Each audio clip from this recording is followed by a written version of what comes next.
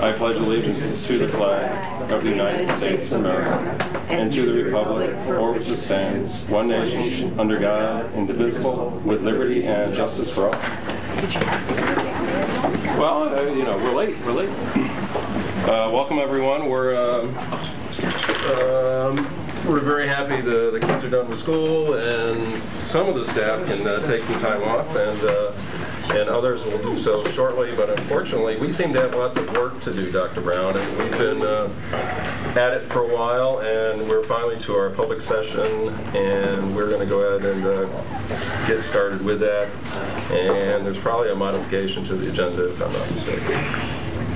I could propose one. It's a supplemental personnel report dated today. I'd like to add that to the consent agenda. Good. Nothing else, Brad? There was a finance committee yesterday. And I believe they made the changes to the consent. Right, the proper adjustments have been made. So we appreciate that. Thank you, Danielle. And on to public and staff. And no one has signed up, which is fine. Anyone that wants to speak can certainly speak. Got anything for you? You're good? All right? Okay, all right. So we do have lots to do tonight, so we're going to just keep moving on. There's no students because, frankly, they're off doing what students should do in the summertime. I'm here. Oh, there you go. So student, we don't have student reps, but we have representatives from the Tatler, yes? Or, yes. This is opportunity to speak, students, if you wish. No, thanks. I'm good. There you go. No, we appreciate that. We're happy you're here. That's yes. Great. And any board responses? Hi. Board response. No other board responses other than attended a variety of graduation and moving up ceremonies last week. They all went off without a hitch. Congratulations to Carl Melander, who nailed the high school graduation at essentially 90 minutes to the button. The game went in. And well, regardless of the game that was later that night, but very nice ceremony up at Ithaca College at a very big venue, and that was very nice. I was at the Boynton graduation and had a few others during the week, so it was congratulations to everyone. And it was a beautiful first day of summer on Friday, and all was right with the work. So anyone else? We're all good? And Eldred's eaten some of his cake, and we'll go on with the consent agenda. Judge removes the consent agenda. Second. Anything is fairly lengthy? Anything that... I got a question. Yeah. And Brad, you might know. So, number 7, here, resolution to authorize appropriation. Right. This is to there's no allow... dollar amount. Right, because we don't know. So is this... We're not June 30th yet. So this is... authorizing. It's allowing... an amount that we... when's the... To be determined, but it's... it's not known. I know it's... So... Yeah, there isn't... But, but we're instructing where it'll go. Is what we're doing. And Brad, this was reviewed yesterday at the Finance Committee meeting. I think we're looking at about $1.4 million, give or take, in that category. We're going to put $1 million to bring our the unappropriated amount to 4% to keep it there. That'll be a little over $100,000. We'll put $1 million to the 2013 capital reserve that was just approved by the voters, and the balance will go to the retirement fund reserve. Is it $1.4 million about what we thought it would be? It's a little less than we thought it was. It is less? Yeah. About how much? It's not 100,000 less? Yeah. All right. That's. Okay. I mean, I thought it was in the ballpark a little bit. We're close. Yeah. We're ending the year pretty much where we thought we were, but Again, it was an updated estimate from Angela, and she'll have the final number. there's a lot of moving parts here at the end of the year. So I'll call that an estimate at this point. stay tuned. Mid-July, we'll have a better number. Okay. But this just is not both instructing and authorizing those deposits.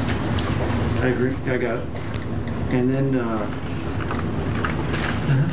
what work's so I didn't make it, what work's going on this summer? Maybe that isn't really in the consent, but there is to talk about the boards and the smart boards. And Smart board work is So what actually is- starting, it's not smart boards, it's projectors. Interactive whiteboard. Yeah, what do we call them? Interactive whiteboards? They're starting that work on Monday. Monday, yes. And we've asked that the schedule for that be posted on the website and that also the faculty receive email so they know when their building is going to be having the work done. We hope to have all of the secondary schools done over the summer. Elementary schools will be during the autumn. Oh, really? So I yeah, know it's I gonna be tweeted this out yesterday. People were really happy about it. So interactive whiteboard in all teaching spaces, which is big for us. Thank you. Which will be in all, should be done in all secondary buildings Yeah. over the summer. And With the elementary not until fall. I assume, I didn't ask last night, but I assume that'll be a second shift. That Tim's not in his head, I'm guessing why. Oh, yeah? Nighttime? Oh, second shift. 3 to 3 to 11. 11? And then just some other site work, some sidewalk work at the high school, Oh, right. resurfacing the tennis courts is going Oh, to yeah, take place. right, Some work right. out at Enfield, if I'm not mistaken, as well. Oh, there's a sidewalk that was needed in the back. Yep, in the back. Fire department wanted an exit. And of course, there are other various projects throughout the district, but those are the main ones that are going to be taking place, if I'm not mistaken. Is that right? Those are the new ones. In Ithaca, Bell Sherman's underway and maybe near, I don't know. That's It's underway, but It didn't have the summer anyway. it's moving slowly. That's not right. That's not a part of this vote.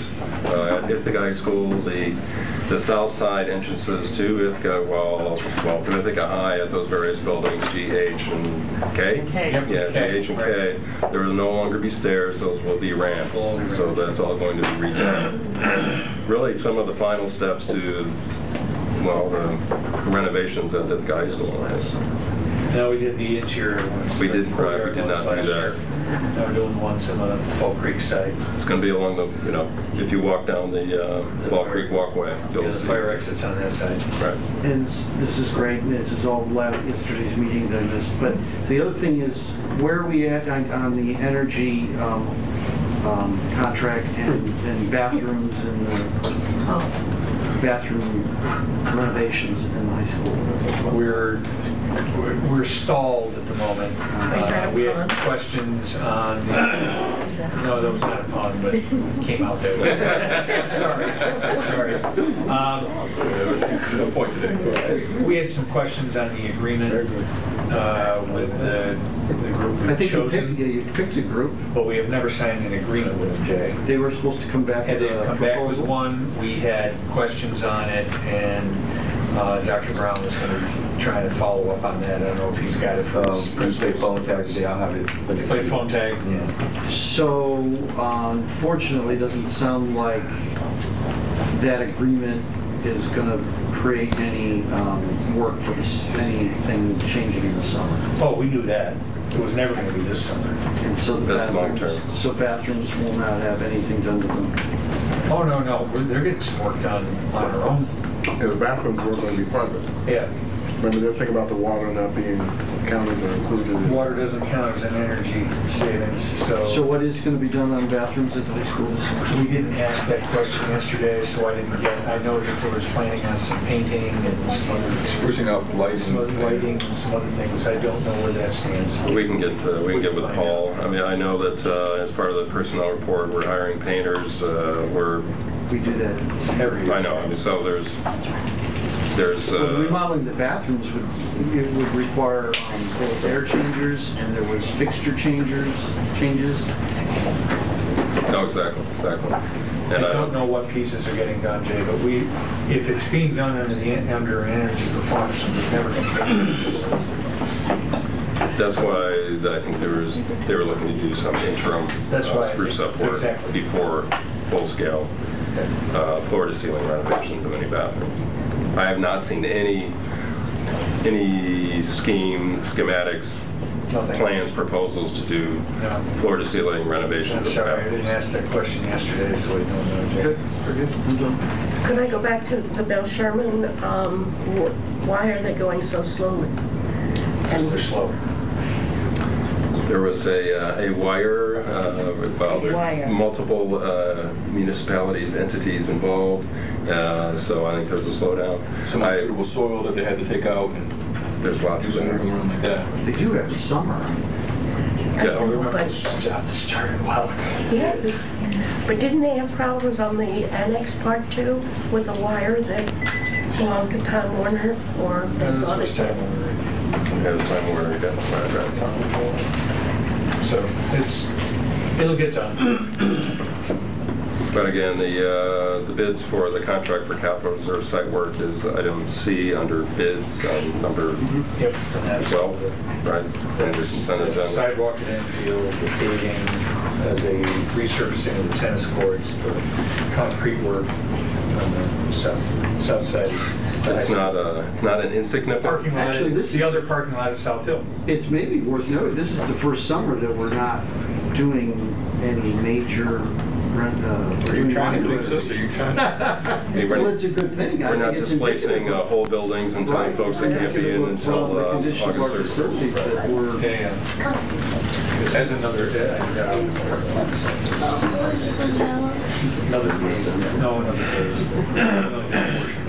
Yeah, so go ahead. And I'll just add, as part of the energy performance contract, the other thing we're looking at doing is doing some pool renovations, but that we're expecting to come through the energy performance contract, at least to have some conversations there. So again, we know it's not going to take place this summer. I think there's going to be some plans that Paul doing some other things, but those kind of projects are going to wait until we can get this contract sorted out that's much to our liking and literally protects the taxpayers as opposed to what we read.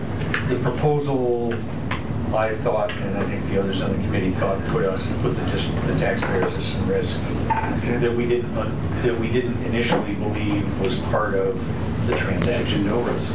Well, that was how we understood it. That's how we understood but it, that's right. not how the contract reads, so we're following up on that. And I misspoke, or I might have don't want anyone to misunderstand. I guess I was talking about renovations to the exterior at the high school. Sean just reminded me, obviously, the pool is going to be dealt with, and also Bliss Gym.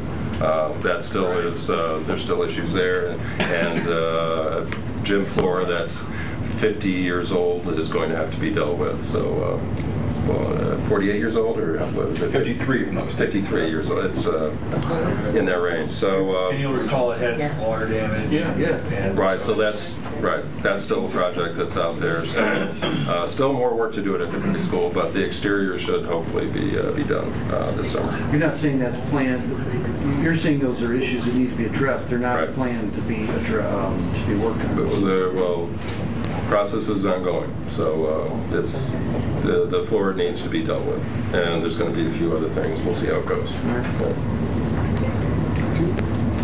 Anything else?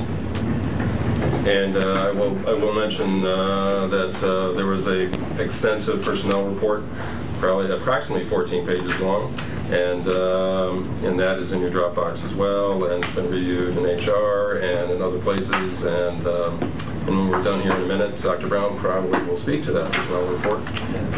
But if there's no other questions, anything else from the group? All in favor? That's everyone. Danielle, Chris, and Pat are absent, so we'll be voting as the 7 of us tonight. So, Dr. Brown, there you go. I tried to hurry us along, Dr. Brown, You did very well. but now I'm going to slow down. So go ahead. But as always, thanks for the opportunity to stand. Before getting into the personnel items, I wanted to share a couple of other highlights. I too enjoyed the celebrations last week, including the IHS graduation, which I thought was one of the best I've ever been a part of. Even when the ball came out, it was just still calm and a celebration of sorts. Thank you, Mr. Powers, and your staff for doing an outstanding job. A highlight, we have the ceremony on DVD for board members. The ceremony will be our student network, W-Red, and you're going to be hearing much more about W-Red going forward. The student-led network is going to be highlighting events, sporting activities, other curriculum things, you name it, they're going to be here for us, and you're going to see a lot more of them going forward. But this was their first shot, And what you saw streamed live, and for the community saw streamed live, was our graduation ceremony. The first time we've done that. And we hope to continue to do that as well. Because a lot of folks were able to tune in from all over from what I'm hearing, people outside of the country even. So we're excited about that. So it's going to be aired on Time Warner this week and next week. If you're looking to see folks shake hands, see Mr. Peacock hug his daughter, and some other folks hug their loved ones. Another quick announcement, I'm going to try to get this right. The New York State Award for Energy Research and Development Authority has recently named, and Mr. True spoke to the shape of our facilities. We're excited about our facilities right now, and we're now winning awards. LECS and Culp Auditorium won an award, and that one won for all the Performing Arts Center. That's it. The Culp Auditorium is one space within the Performing Arts Center, and that their press release is long. It is the Culp Auditorium too. That's only a space within a larger building. High performance schools for energy efficiency. So a great award. We're the only school district in the state that has 2 buildings winning that award. So something that we're very proud of and we should be proud of. And moving on to, and speaking of LACS, I wish to speak to some appointments that the board just approved. Some appointments that we're very, very excited about. This first one, we recommended and we approved the next learning leader for LACS. Someone I'm very excited about personally and professionally. Someone who's 25 years plus experience in, I believe, all in the Ithaca City School District. Am I correct with that? 25 plus years. Has been the interim principal at Boynton this past year. Has been an ACS assistant, has been the AP assistant principal at ACS. I've been blessed with the opportunity to be in her presence as she's interacting with young people, teaching, or just interacting with them. And I'm telling you, she's one of the best I've ever seen. And I'm a big fan of hers. And I'm honored to recommend to you, and you approve, Ms. Diane Brothers as the next principal at ACS. Stand up, man.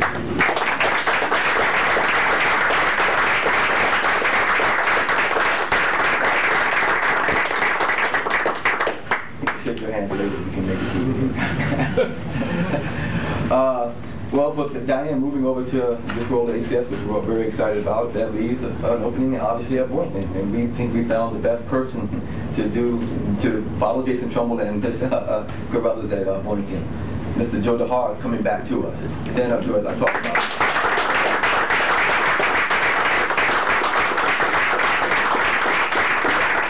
The superstars leave us, so when they do leave, we try our best to get them back. Joe, and a lot of folks may not know this, Joe's been doing this work for 13 plus years. Before coming here, he was in the Syracuse School District, and he did some amazing things with mathematics there. Some significant gains in achievement for young people. And he's currently serving as a house principal in the North Syracuse School District, and we're excited to have him come back and be a part of our administrative team. And if you wouldn't mind introducing your beautiful family, I had a chance to meet the other day, Joe. So, this is my wife, Robin. This is Michael and Andrew. And Michael's going into kindergarten and Andrew's going into first grade. We registered them today, so we're excited. All right.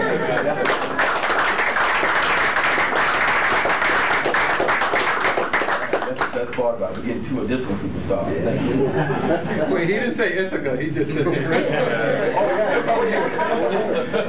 We're not losing him again. They're not in Lansing, right? No. I just put them right here. Welcome, Joe. So we're excited about our team going forward. At Caroline Elementary, we're excited about this appointment too. And she's not here with us right now. She's currently in New York City, finishing up the Columbia Principal Preparation Program, which she's been a part of, which is a very rigorous program. And seeing the coursework in which they're part of, I'm excited about that program and her being a part of it. She's currently a graduation coach at Ithaca High School. Prior to coming to the Ithaca City School District, she was working in Cornell as a teaching specialist, and she also has K-8 experience in Portland, Oregon. An outstanding educator. And when folks get a chance to interact with her, unfortunately she's not here tonight, but when folks get a chance to interact with her, and many have in our community, and we're going to be sharing some highlights from the high school that she's had a significant part of. And I know Mr. Powers is not happy about this, but we're happy to appoint Miss Mary Grove as the principal of Caroline Elementary.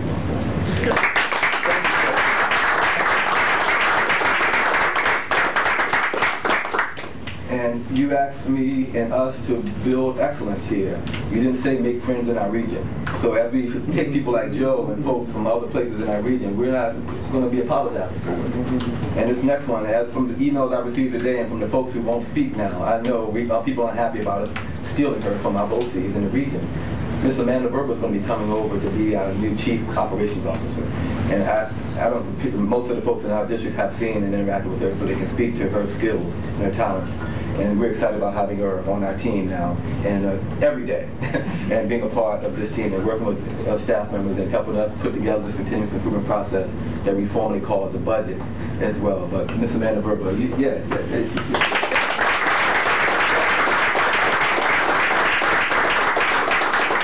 Thank you, man. Hey, Dr. Brown, can you talk about how we've made that position unique and tailored it to what we're trying to do in terms of moving the work forward? Sure. With all of our administrative positions at the central level and in our building, we want people who love children and who can interact with principals and teachers from an instructional lens in every role. So when we talk about putting together a $111 million budget, we will want someone in that role who knows as much about teaching and learning and people as anyone else. I mean, we know we have that with Amanda. Yes, and I made this recommendation to our commissioner not long ago, and I see that now when you look at the state website, what they have as part of the traditional business official role is DASA. They need to go all student act, and having a person in that role as a point person for that work to interact with the many, many employees in our district that help and contribute to teaching and learning, all educators. And I can say this, and I know people who are watching, wherever they're watching, would say, we have the best person in the state when it comes to Dignity for All Students Act. She's trained probably more folks in this state than any other person, and she is a superstar when it comes to that piece. And additionally, she gets the teaching and learning, and on top of that, she gets money. And she's going to help us as we continue to build out this process. We put budgets together that meet the needs of our learners versus traditional needs of bureaucracy. She's going to be the best person to help us move that work forward. And plus, I like her. And people like her who get a chance to be around her on top of all of that stuff. So we're excited about having her on this team. I ran into her last year in the hallway, and it was probably the third or fourth time that week. I said, when are you going to come work with us all the time? You're here every day, working with our educators.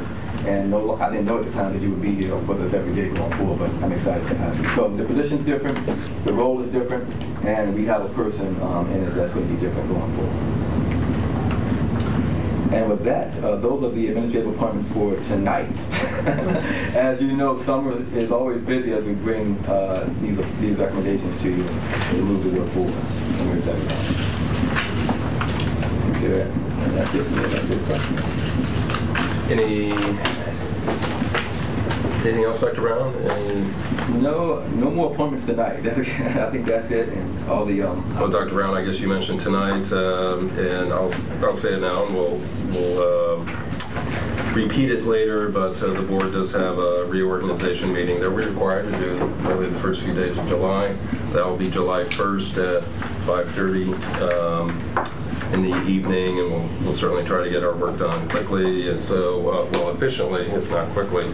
So, but at that meeting, we may be in a position of doing other work of the district, other business of the district that needs to be done. Sometimes reorg meetings can be just really pretty short, and we just do what we have to do and go on and enjoy the evening. But there certainly may be business done at that meeting, so that is a public meeting, and that's going to be July 1st, and that's next week, right? So that's a week from today. Sorry, a week from yesterday on that Monday. So we'll reiterate that again, and Danielle will send out an announcement to that effect. But if anything needs to be done, Dr. Brown, you've got a few days to get that completed. So the school is out, but there's business of the district all summer long, and that's why the board continues to meet. You know, we will meet in July, and we do meet in August. So unfortunately, we do not take the summer off, because then it seems to be there's always something that we must do. So, Dr. Brown, if there's nothing else right now, we'll go ahead with the school district business, correct? Sure. It's all right. That's me again. Yes. And I'll stand because Dr. Landau's going to help me relay use the board. That's all right. Right, Dr. Landau, you're welcome. We wish to, like, how about, is that better? Yep, that's good.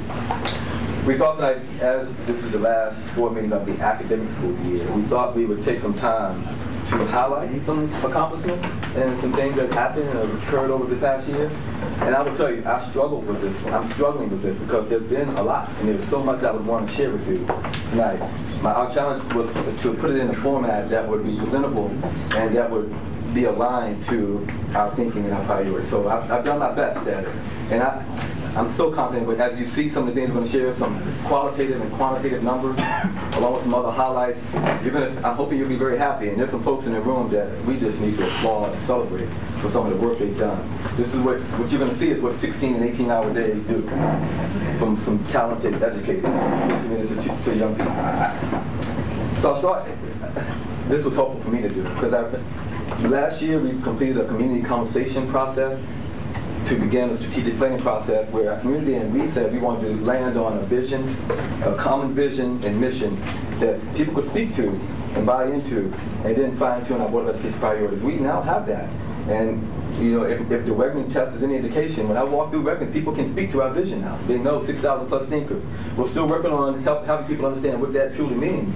But people are also able to speak to the mission now. I know we're about educating and empower and engagement, and many folks are able to speak to what that looks like in our classroom.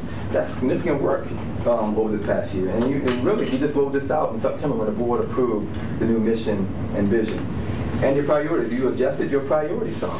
Some of the wording in the priorities we have, it's always good to be in any meeting and speak to our priorities. Some people refer to them as 1, 2, 3, 4, and 5. Some refer to them as culture of excellence, equity, and etc.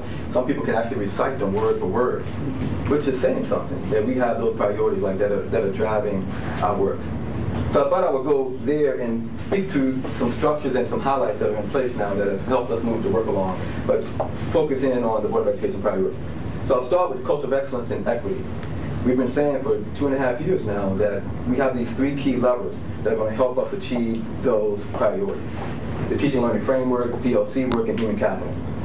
So when thinking about those things, what has happened this year with the teaching learning framework, that thing that's out there, PLC and human capital? Teaching learning framework, when we talk about teaching and learning, we now have a common elementary math program. That was something I heard in my listening and learning sessions. When we did our research, we heard from elementary teachers that we needed to have some consistency with mathematics. Saying that is one thing, actually implementing it across the district in a way that's scalable, that you're seeing some results, is quite another. We worked, we found a program, we now have a common approach to mathematics. We had a work session on Singapore mathematics. The early returns about the program are impressive. Folks are buying into it. We've trained folks. We're excited about our elementary mathematics. We also have an elementary language arts and literacy framework as well that's common and consistent across the district. Yes. Other pieces that support our approach to teaching and learning, we talked a lot about game-based learning and engagement, and what can game-based learning do for us. We decided that we would move forward with an Imagine Learning implementation after hearing from Bell Sherman what the pilot did for them in a couple of grade levels. We have plans to roll it out in every school for every young person in the fall. But there have been some other implementations that we got a head start on, including DJM, where we rolled it out across the school and we began in March. And some of the results, and I can share with them with you now, down to the years old, some of the results already have been very impressive. For example, at the first grade level, probably their best implementation, they started the school year with 22% of their young people not reading on grade, well, 22% of their young people reading on grade level. We looked at the results, and today we had, at the end of the year, had 92% of young people reading on grade level. That's the highest rate we've ever seen. Now we're tracking on grade level reading and at BJM in first grade, and they're attributing much of that success to the work of the educators, but having a support system like an Imagine Learning tool where young people are on. And some of you, as we visited BJM, we saw them in their stations engaging in that tool.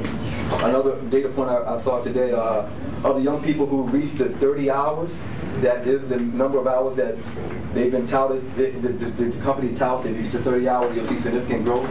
The number of young people who reached the 30 plus hours on Imagine Learning, 56% of them have achieved more than a year's worth of growth in reading. Significant data point. Those are just 2. After 3 or 4 months of implementation at one school. And we're hoping that those scores are going to continue to be like that in other implementations as we roll it out in the fall. again, more work, and they really, I'm not going to show that video now. I didn't mean to have that there, Dr. Randall. But there's a video, we've done a video if you wish to see it. PLC. And I'll have Dr. Lamb speak to this. We talk a lot about having department level PLC teams, grade level PLC teams. We had aspirations and dreams about having district level PLC teams. And this year we've seen that. Dr. you want to speak to the release days as an example of the district level PLC work you've been part of? Sure. We've been talking about them really all year, but we have had 5 release days for every single grade level pre-K through 5 with all of the teachers from all the elementary schools involved. And our goal from the start wasn't necessarily to train everyone in Singapore math or to train everyone in the elementary literacy framework. Our goal is really to develop a sense of team between all the 3rd grade teachers in the district and all the pre-K teachers and all the 1st grade teachers and so on. And so even though there was a lot of training involved during this time, there was also a lot of sharing. And we started, at the end of the year, we started a process where we were looking at student work from common assignments from classes and classrooms all over the district. And so we're starting to see just initial interesting reflections and conversations based on that. Teachers seeing student work from other schools that they're surprised by the high quality of it, or they're asking some of their colleagues in other schools, how did you get those results? And we're not just talking about test results, we're talking about things that students are creating and producing.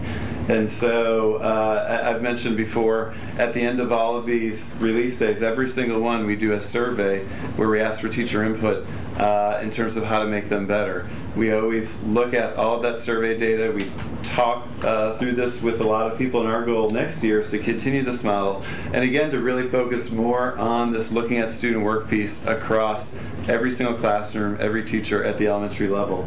And I also know, Mr. Trumbull isn't here this week, but I also know at the secondary level, he was able to visit several release days, and they're going to start implementing this release day concept for math and ELA across the middle schools next year too, all 3 middle schools. And so there's a lot of excitement and energy towards that. And I'm looking at Ms. Carruthers.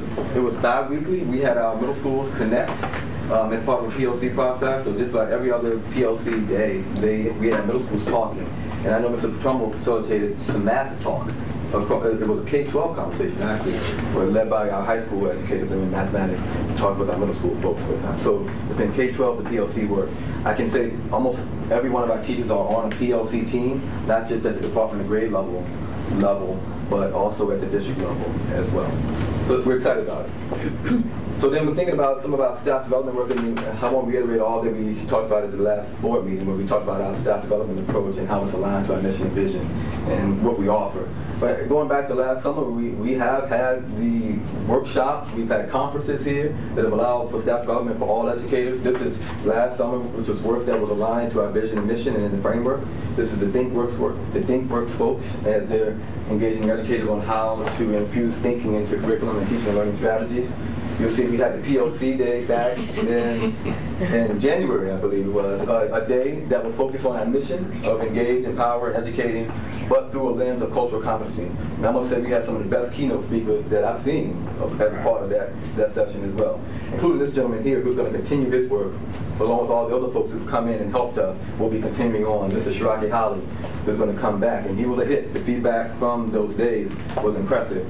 He will be back to engage with administrators, teachers, and all staff again as we put together yet another one of those day-long PLC days going forward. And we're attracting some of the best and brightest minds too in this work. The commissioner was here this past year. As you saw from his report earlier about our facilities, he continues to follow our work and is impressed by it, along with some of the folks some other key educators who are going to be here in the next couple of weeks to engage and recognize and help with our work. And APPR, we, like everyone else, implemented APPR. We actually learned and grew some from it. And you know, we now, I said 2.5 years ago that our dream was to have a rubric-based teacher and administrative evaluation system. And some people chuckled and said it would take a long time to get there, but really, we have that now. We have the Danielson model in place. We used it this year for evaluation. We have data now. We'll talk about a lot of data in the fall when we come back together to talk work session. But we know of the 4 domains, planning and preparation, classroom environment, instruction, reflection on teaching those domains, we know now where we have strengths and weaknesses. We know right now when we're looking at the numbers and an aggregate approach and averaging numbers, we're best right now on reflection on teaching practice in the different domains that are there. We know our weakest domain, although it's still in the effective area, is instruction. So we know we have some work to do still to implement some of these instructional strategies that we talk about. So we're learning something from APPR. We have a rubric-based evaluation system in. We've implemented it over a year, coming from Virginia where it took us 10 years to get one up and running. And it still isn't perfect yet, but we were proud of it. We're just into our first year and we're already learning from a system, regardless of how it's being implemented statewide or what's attached to it. We have it. So that was the culture of excellence, equity, and our teaching learning framework, PLC, and human capital, how that's supporting those first two priorities. So what about communication? The listening and learning sessions revealed also that the district needed to do much work there. I think we all felt like we need to do a better job of communicating and helping folks understand, not just knowing, but understanding what it is that we do. When going back, we implemented we put out our first edition of the ICSD Insider in August. And wow, having seen Ms. Bishop and Danielle and others do this work, it seems like we've been doing it for 2 or 3 years, but we've really only been doing it for a year. Some of the community feedback we received and some of the budget exit poll survey data reveals that this is a primary source for folks to get information. And we expected to win several awards. I heard something today. I'll share that later at some point. But we're probably going to win some awards, some state and national awards for what we've done with our electronic newsletter. Some valuable information here, increasing our two-way communication. We now have a social media presence. I tell the story all the time. When I was looking at this position and going on to YouTube to find videos, I only found one, and it wasn't one that we were all proud of. But now you can find dozens, if not hundreds of videos that are in a common place that speak to the work that's happening in our district. The good, bad, what we're struggling, what we're good at, highlighting student work and the work of our educators. We're now on Facebook, although we still block it. We got to talk about blocking Facebook still. But we block Facebook internally, but we have a Facebook presence, and now that we're putting pictures up there from accommodations and other ceremonies, people are starting to like us on Facebook. I'm not a big Facebook guy, but people are, so we're reaching out to them. And we have a Twitter feed, a district, and we have more and more educators that look around who are on Twitter, even Ms. Abel, who's on Twitter now, with quite a few followers. And we have several board members who are on Facebook. On Twitter. We're close to 900 followers now. That number was at 300 or so just 4 or 5 months ago. So we're getting more and more followers on Twitter, and more educators are having their Twitter accounts activated and actually putting things out there. We led a website, we're leading a website redesign project this year. We brought stakeholders to the table, and I've learned, I haven't done 2 or 3 of these redesign processes in different places. This has been a tough one because everyone has an opinion about color, font, what you go where, and we've tried to capture all of that and now put together something that we all can be proud of when it comes to a website. I'm here to tell you this is going to be an outstanding website when we launch it in September. And we'll put something in front of you before we go live. But this is hot off the presses. Here are some initial mock-ups of what we're coming up with. A common look and feel, easy navigation, engaging, and displaying much student work. It's coming to you with a common calendar. So you can find out what's happening in every school and across the district that we can update easily, including on Twitter. It's going to be hot. I'm just here to tell you. After working on it for a year, we're all going to be happy. You know, every time someone looks at it, just like Dr. Everly Barrow did the other day, someone's going to want gray here or red there. We're going to have that feedback, and it's going to be ongoing. But for the most part, we're getting close to having a final product, and we're excited about launching a new website that's going to be representative of the excellent organization that we are. Communication, again, we're two-way communication. We did our first budget town hall conversation. We had 3,400 plus people we connected with. We had some folks said it was the best thing that's happened in local government they've ever seen. But we learned much from folks during that call, and I think folks learned much from us about the budget and how we do the work as part of that teletown hall conversation. We plan to do more of those going forward. Hey, Dr. Brown, could I ask you about the communication? Yeah. It seemed like a lot of what was talked about was the, I guess for lack of a better term, central office communication outward. Can you talk about efforts related to building level communication and classroom level communication, you know, for example, with parents and teachers communicating, you know, work status or you know, how students are doing with parents and just how those efforts are going, you know, use of email and those kind of communication tools that teachers and buildings can use to, you know, for example, closings, when an emergency happens, or, you know, snow days, or just things like that go kind of directly to parents as well. Much of what I can share with you will be anecdotal information. As we're engaging in this community-wide conversation / survey right now, and that is completed, and we're going to share that data with you at one of the upcoming board meetings. We're learning much about that individual school communication effort now, how parents engage, what they engage with when it comes to school, what they want to see us improve at the individual school level. So I would love to answer that question informed by some data. Right now, I know we are inconsistent from school to school as far as how we do it and how well we do it, how many of our staff members use email versus how many don't use email. So there's some data we're collecting right now where I could probably answer your question. I will be able to answer your question better in the coming week. But well, no, I just wanted to make sure, and this is kind of a end of year wrap up, but also looking forward that we get better at this central office type, but also that we really focus on, because I have certain, as a parent, you know, I have certain teachers who will hit me with email, you know, before my child gets home about missing work, and then others don't. So that's been a real effective tool to help me as a parent, and so, you know, that part of it. So I'm looking forward to the conversation, and we'll bring school folks to the table, because even that, what we're hearing and what I'm seeing from some of the comments in the survey right now is speaking to how email may not be the most effective way. Yep. And some are even saying send out a tweet about what's happening in your class, and we'll send me a direct message on Twitter versus sending me an email more so. So we're learning a lot, and it may shift some of our thinking and what we do in schools, and it may reinforce some of the things we're doing too. But in this setting, I would like to have that data behind me when I come to talk about it. Can I just add a piece? I know that Dr. Bruce Java has been also working with an organization, I'm sure you'll talk to in a minute, Family Engagement Committee as well. And there's been a couple of community organizations that have been trying to ask the district to, in some regard, standardize a protocol of how families can interact, and particularly with classroom teachers and individual buildings. And so I know there's been a document that's been drawn up. It's been floating around the community, getting feedback from a lot of folks, some really good feedback about things that we may not have thought about, you know, from parent perspective, but also from caregiver perspective, from a teacher perspective. And if I'm not mistaken, that document is starting to make its way around, and will be according to the policy anyway, posted visibly in every single school district, every single building, including the public libraries, including some other places. But Dr. Bruce Joe? I don't think I could say it any better than Sean. But we are soliciting some feedback from the PTA organization, the Special Education PTA, as well as our Equity and Inclusion Leadership Council, where we're trying to better communicate to parents and caregivers how to navigate through schools. There are a lot of people that work in schools. There are teachers, there are principals, social workers, school counselors, to make things easier for them in terms of who to contact, what kind of positions are there that can help them. Also, to expand upon communication, I've had the privilege of working with their special education director and several special education chairs.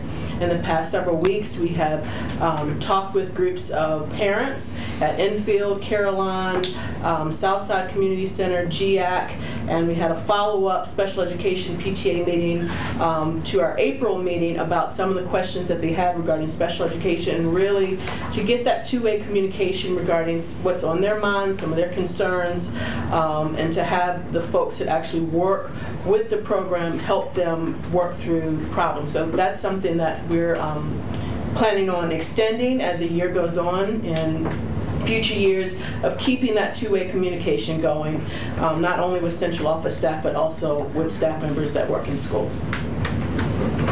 Thank you. I'm excited about this one. It's one thing to be data informed, and I hope you're getting a sense that we're data informed, but it's also another to show good data. And I hope we're going to share with you some pretty impressive data that we've been able to achieve. But going back to, I remember Judy, how she responded when I said we're going to look at data dynamically and leading data, and we're going to use a balanced scorecard. And you took your glasses off. You said, "What is a balanced scorecard?" This is what it is. We have it on our website right now. A link to some indicators that you know of, and some indicators that we are just starting to track. Mr. Moon updated it most recently today, so our attendance data is most recent, and some other data is there. We're going to present this to you and do an analysis at an upcoming meeting, but the data has been uploaded, and there are many, many indicators that we're tracking in our balanced scorecard that you can access from our homepage. A very transparent and simple way for our community to access data on how well we're doing. Everything from our communication survey to attendance rate. This is just a screenshot, so but if you wish to go in, you can see it from our homepage under the equity tab.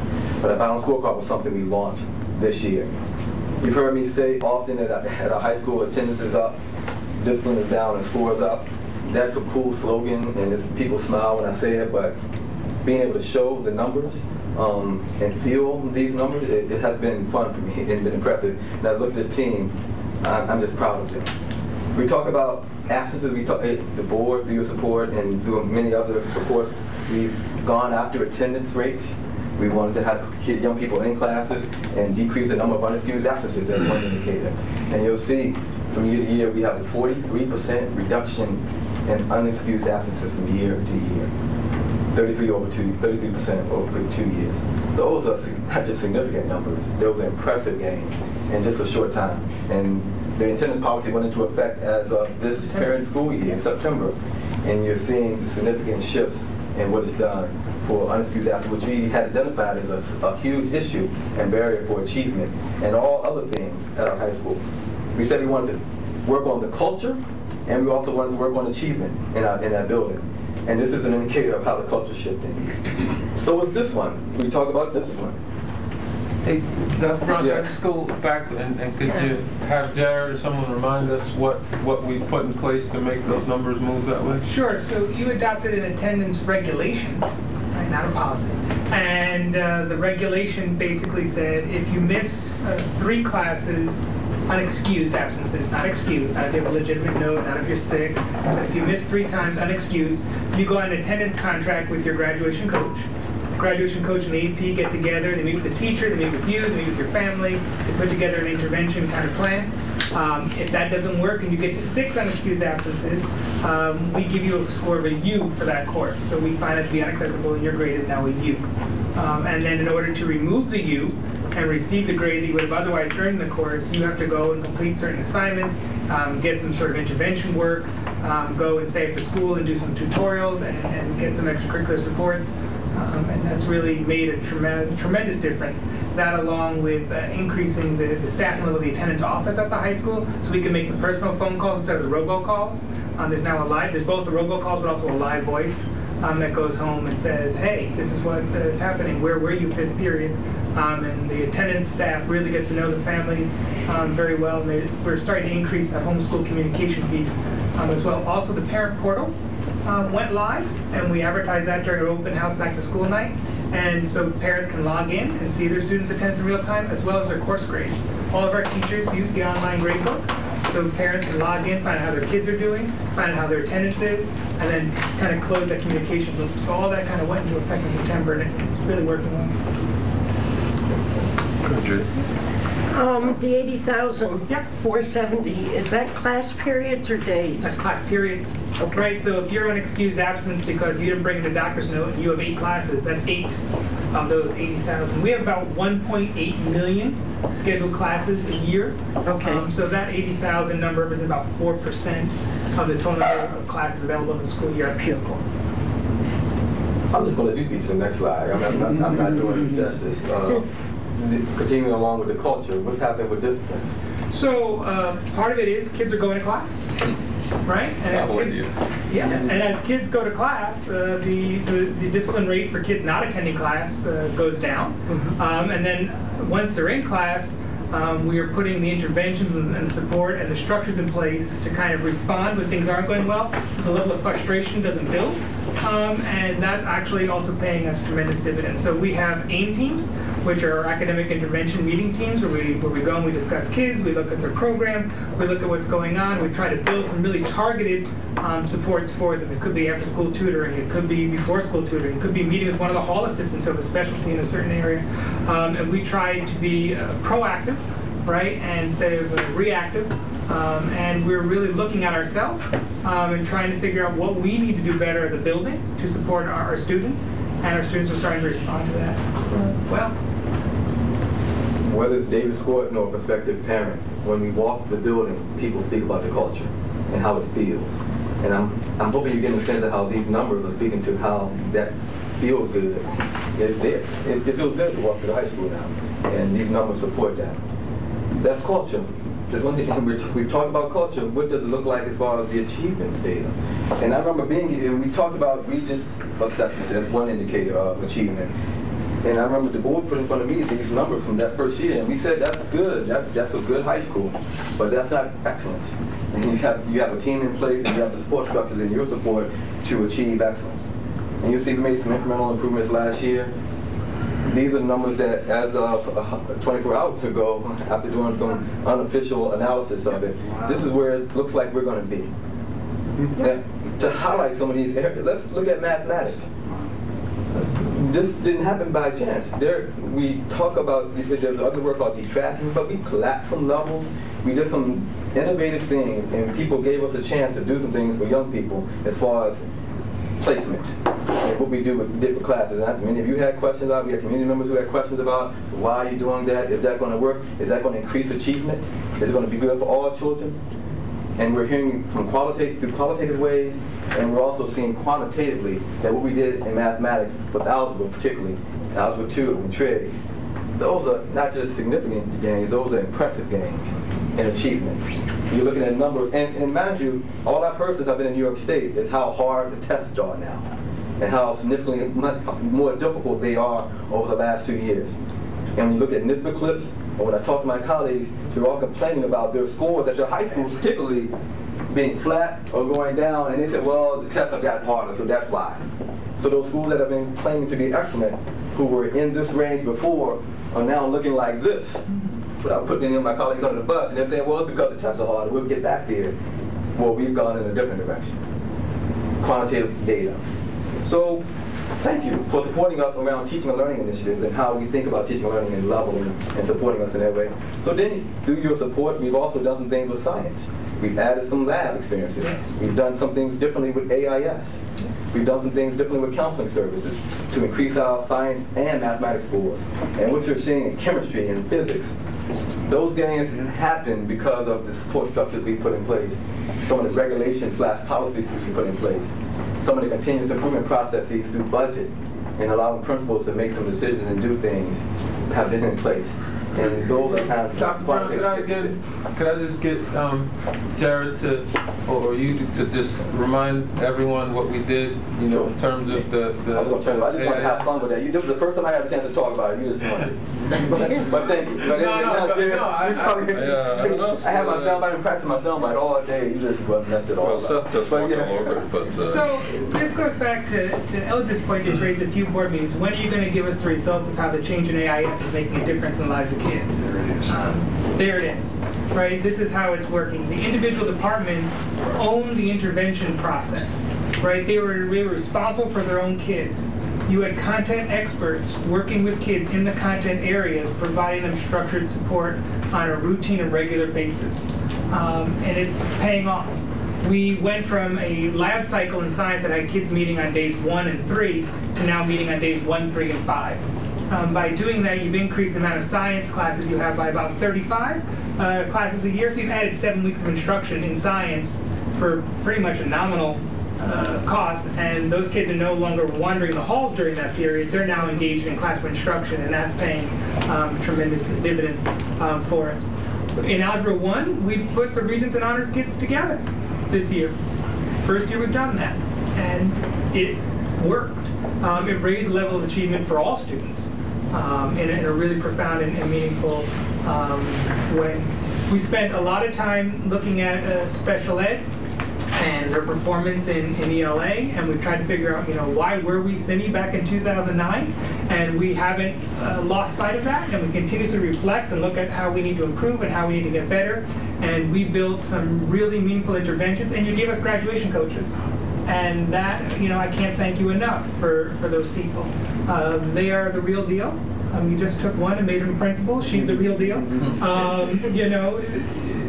They've changed the way we do business. right? They're out there reaching kids. They're going to their homes. They're meeting with their families. They're going to the places of business. They're going to the places of worship. They're going out to the rural communities and picking up kids and driving them to school and really making sure that kids know there's someone at the high school that cares about them, that sees them, that knows them. They're at the games. They're at the events. And that's really helped us a tremendous amount as well. So, you know, our teachers worked incredibly hard this year to get us to this point, and it's really on them as well. The teachers worked hard, and there's no way to discount it. One question for Jared. How many FTE shifts took place on that in this paradigm? In what department? Did you find the need to scale up in STEM and less in English, or vice versa? So what we did was we took the reading teachers that made up the AIS department, and we reallocated the FTE to individual departments. So we picked up an extra teacher in English, math, science, social studies, and world languages. So that was a net increase of 5, but we also reduced 5 reading teachers, so it was a budget neutral decision. But those 5, that one extra teacher in each of the core departments and world languages really kind of worked to make the difference. And Dr. Brown, I mean, Jared, you just mentioned it, you know, that's part of the budget process, but certainly going to amend his role, you know, really trying to change the dynamic. We're building a budget to meet the educational mission of the district rather than looking at a business official role that was there was a disconnect between that and the educational mission. Something it typically would be that way, and so it's critical that, you know, the mission is understood, and our budget decisions are guided by the educational missions and the outcomes. And of course, then we just have to ask, so what's up with their science? So that's a great question. Thank you for asking that. So it's a reading test to a large degree. It's also a very dense content material. So one of the things that we've done is we've shifted it from a 9th grade course to an 11th grade course. You're still going to take it in 8th grade if you were in the honors track down the middle schools, but when you come to the high school, moving it now to 11th grade. So this was a transitional year for us. We recognized that the kids who were coming into high school to have their first science course be earth science, in which 3 years ago, a third of them were failing, was not a good way to get kids excited about science. Sure. So over the last 2 years, we've shifted out of earth science as the entry-level course into living environment, into biology, and now we're ready to re-pick up earth science in 11th grade, and we anticipate those scores going up next year. That's great. I just thought it. Oh, great, of course. What I do know about Mr. Powers and his team is, while these last 3 slides have been impressive, they're going to be back at it again tomorrow. Because from their perspective, based on your question, none of us are comfortable yet, because we're still going after excellence. But it's always important for us to celebrate some small wins. And to you, Jerry, and your team, thank you. This is well done, man. Well, good work. And we're going to celebrate it for another couple of minutes before they ask you tough questions about earth science and stuff like that too.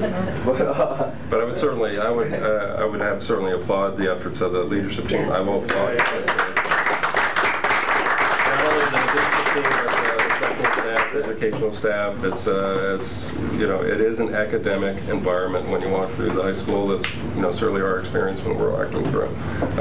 As an alum, I will say I'm very happy, proud, etc.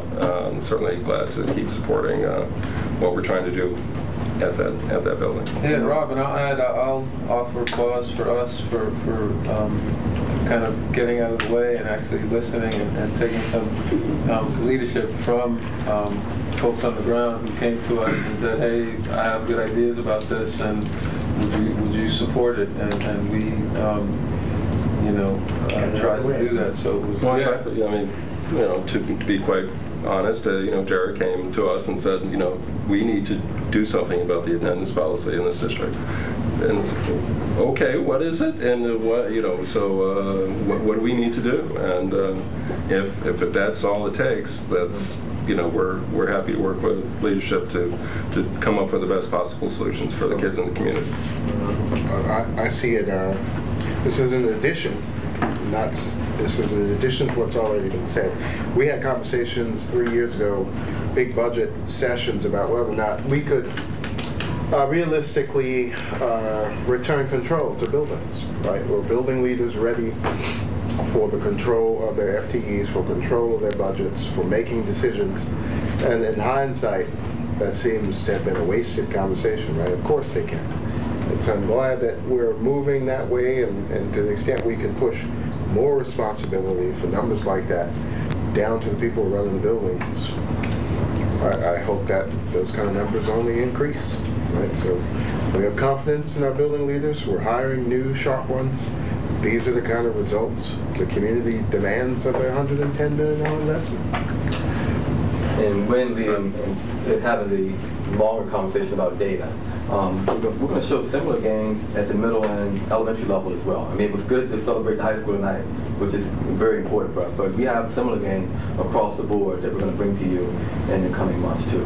That was just a highlight. Again, this was my challenge, to just highlight some things. And I'm sitting here as superintendent happy because we're seeing similar things based on the work of our educators across the board. So just quickly around resources, innovative uses, and effective uses of our resources. We opened this wonderful facility up around this time last year, and we all had questions about what was going to happen in there. Well, if we open it, will kids come, and how will it be used? From 6:30 a.m. until probably 9:30 p.m. every night, the place is packed and it's rocking, even with good sounds now. But there are tournaments on the weekends. If you drive out on the weekend, people are in there. Young people in our community is using this wonderful facility. We have strength and conditioning coaches in there. Every athletic team is on a plan, getting stronger, faster, having fun. It's a 21st century contemporary learning space. And thanks to you and the support of our educators, we have some great programming happening in there also. And other facilities. And we'll talk about the technology work, but we have roofs on our buildings now, and the roofs aren't leaking anymore as we walk through. The little things mean a lot, but we are doing much without, we're winning awards for what our buildings look like and what they're doing. Budget, yes, we passed our budget yet again. I continue to hear from colleagues who struggle with the budget process and getting budget even passed. And we'll talk about the budget exit poll data in a minute. We had a 72% yes vote on our last budget. We're continuing to grow programs and innovate and do things to support our teachers and learners and administrators while staying within an acceptable tax levy limit. Technology, again, one of those things I heard much about when coming in and transitioning in. Folks just saying, fix it. I don't know what it is. You got to fix it. Just fix it. And I can stand before you now this year, even this year, as we continue to improve our technology infrastructure. We tripled our bandwidth. We put significantly more devices out of BJM. Although we walked last year and teachers complained to me about not having any devices, although we were putting in our distribution model. Now as part of the Imagine Learning work rollout, and when you walk through that building now, you have at least 5 computers in the room, and most young people having access to a device. That's new for us and different. We have multiple one-to-one initiatives going on throughout the district. We have wireless access in buildings, in parking lots, and on playgrounds. You can get on anywhere if you know the right password. But you can get on. And just 2 years ago, we couldn't say any of that. And we haven't increased our technology line item significantly. We've moved some money into the BOCES line, so we haven't come to you with a bond initiative to do these things or increase our budget significantly to make these kind of shifts with our technology infrastructure. So a lot. But I hope you got a sense of how the work that's happened, and the work that we're involved with, and the results we're seeing are supportive of your priorities. And this was a presentation just to talk about the highlights of the past year. We can't wait to talk about what's coming because we have a lot that we want to continue to work on and some things we want to roll out new next year, and to continue to celebrate the wonderful educators we have that are doing the work. With that, I'm done. We're here as a team to answer some questions if you have some more. So the only question I have is there was not one brown child in this whole presentation. What happened? One Dr. Brown child, I think. Yeah. Is that a new thing? I was like, did I not represent diversity? That was a mistake, but we're not okay. Don't have another presentation now. Oh, all right. Okay. There was you spoke too soon. There was a young Dr. Sean Eversley Bradwell in the presentation. With no teeth. A brown surrogate child. Well, there was a little fro going on. Didn't I see that? We're gonna keep the meeting moving. Wow. Was that it, Seth? That's it. That's that. So we're going to see some elementary data at a future meeting. Yeah, we're planning, along with graduation rates, which we hope to roll out That was going to be my next question. And we'll have that number to share with you at the, maybe we're hoping the August or September board meeting where we do a work session to talk about all the data. We'll be bringing to you middle school and elementary data. Hopefully we'll have our most recent 3A test at that point. We'll show you some trends, and we can also show you some of the local assessment data that we've captured as well. That'll be an extended time. The graduation rates we're excited about too. I want to hold on to that one until we're a little bit more efficient. Very good. And is that impacted by August graduates? Yes, and we were hoping that'll shift it even a bit more. Got it. In the positive direction. Got it. Thank you. Yeah, yes, sir. And third grade reading numbers, et cetera, those will come out. Yeah. The 3A tests Yeah, that you mentioned. and I didn't mention as part of the PLC process, we now have a common assessment model in place. And most of our common assessments are performance tasks. So we have that data we'll share with you, which really pushes critical thinking. Sure. I just feel compelled to say this. First, the data shifts are impressive. As people who do work on education, right? Of course, we know that it's real impact on real students and real lives, and so that's phenomenal work. And so I'm delighted to see that. There's a piece of me that always wants to sort of hold back. So if I see 90%, then that means 10% of students didn't pass. Mm-hmm. And usually, historically, it's been the same or very similar demographic of the 10% that didn't pass. And so I just want to make sure that we're not losing sight. So even while we're celebrating, which we should do for the tremendous gains, that we're not losing sight of the fact that there's still more work to be done. And I know you said that folks work tirelessly. I know, being a teacher, I know teachers that work tirelessly. But there's always room for us to sort of reach those next 10% as well. And so while we'll celebrate for the next 20 minutes or 2 hours, whatever, I'm looking forward to being back on the ground with you good folks tomorrow to figure out how we reach 100%, which has always been our goal, right? 100% all or nothing. So thank you for the work. Are we good? Well, we're jumping around a little bit, but Dr. Brown, did you want to talk about exit poll? Yes, just briefly. Talk about the budget exit poll, the election exit poll. So we asked voters to complete a survey when done voting on the most recent budget and doing the school board elections. And I put the survey results in your Dropbox, but I wanted to highlight just a couple of areas right now that the community may wish to hear about as well. The first one, we learned something from this question last year, and we continue to see a trend here. Most of the folks who vote have no kids or grandchildren in our school district, which really helped inform our communications efforts this past year, and will continue to inform our communications efforts. And we're hearing that already from our community survey as well, that most of the people who engage with the district, whether they're following the work, learning about the work, or voting on the budget, don't have kids here, or that connection. So that continues to be in front of us, and we learned that again through the exit poll data. The tax levy, folks, and so this is almost mirrored the yes/no vote. 72% of the folks agreed with the tax levy of 2.7 and felt that it was reasonable. 23% disagreed, which sort of mirrors how many folks voted no on the budget. But sometimes you can see some differences there, but for us that wasn't shocking.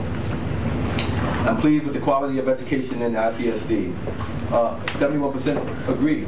When putting that question on the survey, we were looking to establish some baseline because it was the first year we asked that question. But I'll tell you, I didn't think it would be that high. Because typically people who answer surveys aren't in agreement with what you're doing or agree with how things are going well. So that number actually was out a little bit higher than I thought it would be. And I'm happy with the district priorities. We learned a lot here. When hearing a lot of folks disagreed with the priorities, and some folks didn't answer, and they would write on the side. Almost everyone wrote on the side, "We don't know the district priorities." So while we've done much to put that chart out there about what the priorities are, and they've been up there for many years, there are many folks, particularly those who are voting on the budget, who don't know them. So since we received the survey, we put the priorities in our newsletter. We plan to do some other things to get that information out there for folks to at least know what they are, and we'll work tirelessly to get folks to understand what they need as well. And this is always a good question. This budget addresses a program that I find important, and most of the folks agree with that, whether it's the athletic program, the academic programs, or the musical program. Many folks found something in the budget that addressed the program that they felt that was important. And I believe that may be, the other questions that were asked, we have that in the Dropbox, but those were some key ones I wanted to just share with you tonight. as part of this process. Again, we enjoy doing the survey, a lot of data collection, we pay to do it going forward. John? So if you had to, your main takeaway from the exit poll data, there's a lot of numbers and stats to pull away from, but in a 30-second talking point, what you take away from the exit poll data? Communication is always going to be important. Some of the open-ended questions, people just spoke to not knowing much about the budget, not knowing about priorities, not knowing because they haven't received a mailer. No matter how much we do with communication, we can always do more. So we're going to continue to work hard, and we're hoping to bring in a communications expert, a communications officer, a coordinator going forward to help us with our communication efforts around budget and everything else. And the other piece, for some reason, I thought that number last year with most of the folks voting on the budget, not having children or grandchildren in the district, was just an aberration. Based on some other things that, the administration costs were going up last year's budget, and I thought people were coming out to vote against that who had no kids. So seeing that many folks who don't have children or grandchildren for the second year in a row voting on our budget I don't know what that's going to look like in action going forward, but I just know we need to think about that and what the implications are going forward. Because we talk about school communications and emails and connecting through newsletters at the school, that may not get to all the folks who are going to be voting. Do we have a record of where the majority of those people are? Majority of, we didn't ask that type of Keep it by school? The exit poll data? Yeah. No, we didn't keep it by geographic location. Okay. That is something we can add next year. But those are two sound bites, I would say. Very good. Anything else? Anyone? Thanks, Dr. Brown. Yeah, thank you. We'll, more data. And item C is the annual organization meeting date, and there is a resolution there. I mentioned this before, and it does state that we will meet 5:30 on July 1st in the boardroom. Needs to be voted on, right? I believe. Resolution? Yeah. I move the resolution item, I don't know what number we're on. 5C, as written. Second. From my Brad, all in favor? That's everyone that's, okay, we've got enough. That's everyone. Seth has stepped out of the room. We went to get cake. Yeah, right, so we're not sharing cake apparently, just as getting it's right. A la carte apparently, okay. And we do, even though it is the last board meeting of the academic year, we do have a wide variety and list of policies on the agenda, which we're going to work on these, Dr. Brown. Thank you. We're going to go ahead and do this. It's summer, and but I still have to go to work every day, so why not do policies? Go ahead, Sean. I'm wondering, respectfully, if we want to take a 5-minute break, that people gather themselves before I hit them really hard with the policy work. Sure. I'm getting low on water, so I think that'd probably be a good idea. We'll take 5 and Get that cake. we can Bring it into the conference. we can get cake. We can say hi to folks.